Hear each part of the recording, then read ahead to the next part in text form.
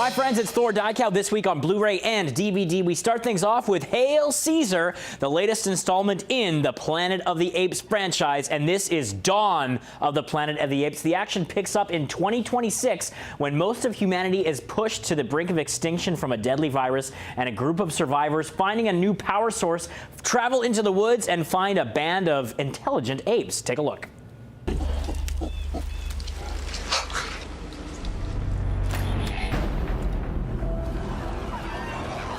We don't mean any harm!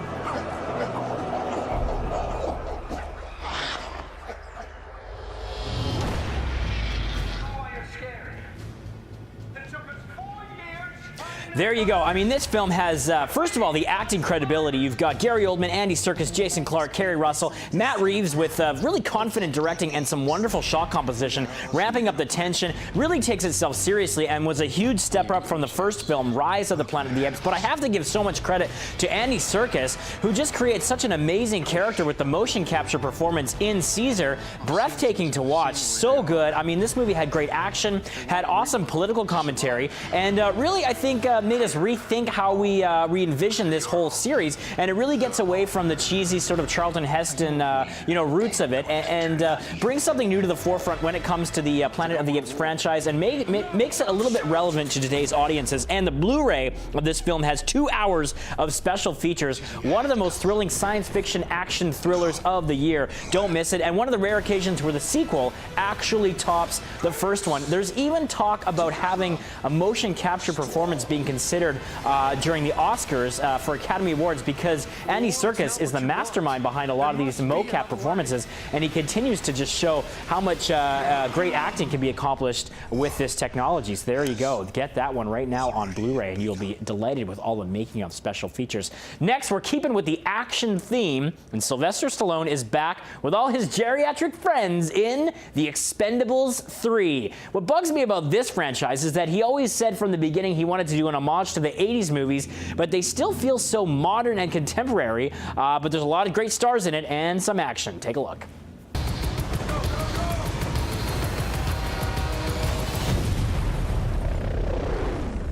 Great to have you back.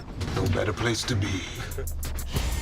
There you go. Ripped right from the headlines, they bust Wesley Snipes out of prison, and this was actually one of his first roles after actually getting out of prison. Mel Gibson's the bad guy in this one. It's the typical same old stuff that we saw in the first two. The problem is it's not as fun as the first one. The action, though, is quite intense. There's a lot of elaborate, over-the-top scenes, and Kelsey Grammer bringing a little bit of a credibility to it in his interesting role, and a lot of new faces to this one, people that aren't household names yet, but they've got the fighting and the MMA credibility in the background. Harrison Ford also getting into the action, and he spends most of the time behind the cockpit of a chopper, kind of easing audiences, I think, back into him piloting the Millennium Falcon again next year. But, if you like these guys and you followed the first two, you're not going to be disappointed with Expendables 3. It's got everything you want. Catchphrases, scenery chewing, a lot of action, over-the-top stuff. But I just found sometimes the way the action was staged was a little bit too reliant on special effects, and they didn't really go for the practical route, which I think Sly was always saying that he wanted to do with these films. That being said, though, when you're making modern-day blockbusters with this kind of cast, you're going to go over the top and extreme stunts, and this one has that in spades. There you go, Expendables 3, out now. All right, not quite in the same vein. We're talking Helen Mirren now, and a wonderful little film called The 100-Foot Journey, and this is a culinary adventure about a young man who basically is a wonderful chef from India, moves into a restaurant in France that is 100 feet from a world-class French restaurant run by Helen Mirren, and she does not like the idea of an Indian restaurant moving next door to her. Take a look. Bonjour. This is private property. Excuse me, do you own this property? No, no, no. Oh, that means you are trespassing too. Bam! There you go. Helen got schooled. This is a wonderful film, grounded beautifully by Helen Mirren, who is just sensational in everything. And it's got a lot of great ethnic charm, beautiful culinary scenes. And the brilliance of it, too, is that it makes you appreciate not only French cuisine, but Indian cuisine. There's a great love story at its core. It's got a nice little breezy script to it. And, at first the two establishments are at war until the passion for French cuisine from him sort of mirrors with Helen's, sort of fondness of his cuisine. So the two come together, the flavors of life sort of combine, and what you're left with is a very nice, lighthearted, feel-good film. And if you like those foodie-type movies like The Trip and things like that, this one is definitely one to check out. The 100-Foot Journey, featuring the stunning and gorgeous Helen Mirren. Okay, Paul Haggis is back for our next one with a new drama called Third Person, and this has assembled a star-studded cast for it, and some very different sort of stories at play here. Liam Neeson, James Franco, Mila Kunis, Olivia Wilde, Adrian Brody, Kim Basinger, and even Maria Bello get involved. It's 3 stories of love, passion, trust, and betrayal. It's sort of one of those multi-strand storylines, reminiscent of Paul Haggis's earlier Academy Award-winning film Crash, and they play out in different cities like New York, Paris, and Rome, with 3 couples who appear to have nothing related but share deep commonalities in lovers and estranged spouses and children lost and found. And Paul Haggis says in any relationship there's always a third person, not necessarily romantically or consciously, but present in some kind of form. So this movie attempts to tackle that kind of idea and weaves together these stories in very interesting ways. There's a little bit of a mystery at its core.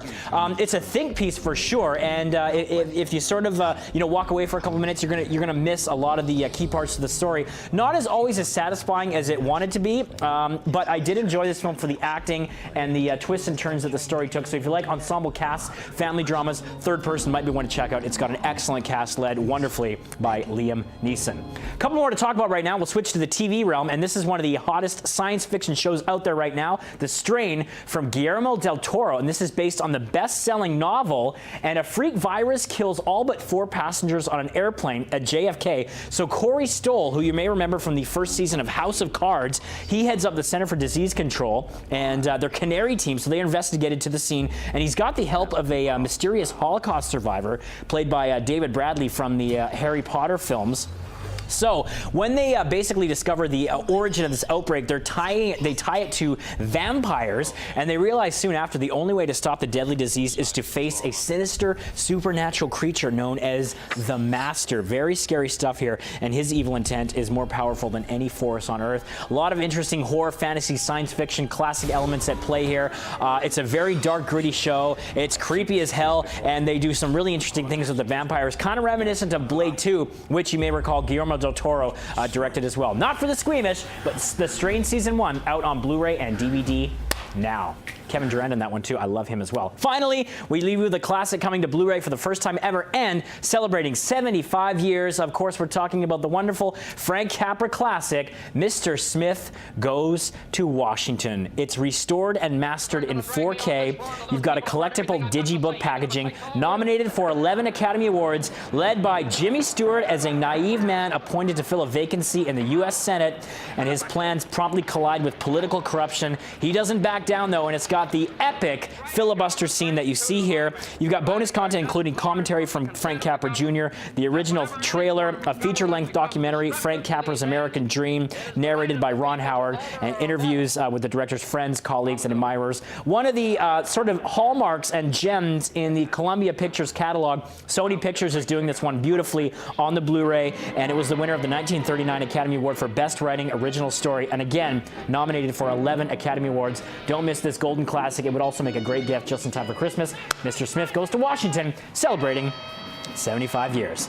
There you go, people. That's it for me. I'm Thor Diakow. You can check me out on Twitter at Thor Diakow. Send me a tweet. Let me know what you thought of these titles, or if you have any recommendations. See you next week on breakfasttelevision.ca.